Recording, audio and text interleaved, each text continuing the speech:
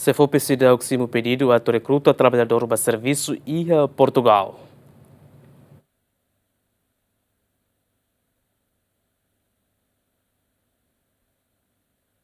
Hafen halau discussão técnica com a equipa Sirausi Nova Zelândia, com a mobilidade laboral e a terça-ne, diretor-geral CFOP, Carlito do Rosário Hateten, dadau-ne, trabalhador timorense da bele ba serviço a Portugal, também empregador Sira Portugal, sedau kato pedido ba Secretaria Estado Formação Profissional no Emprego, ka CFOP. Dirigente CFOP informa, assunto-ne, Banhira confirma com a implementação acordo laboral entre Timor-Leste e Portugal, nebe antes ne assinona.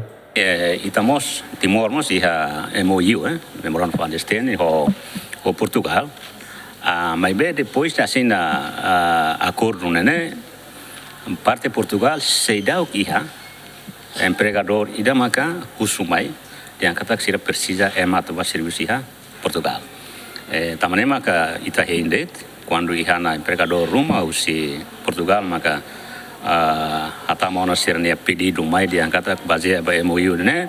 Portugal precisa área, né? A precisa e está pronto a preparar tu sernia requisitos. Mas tu agora se dá o que acompanha ainda o Portugal mas uso tu fosse betenia trabalhador se Portugal.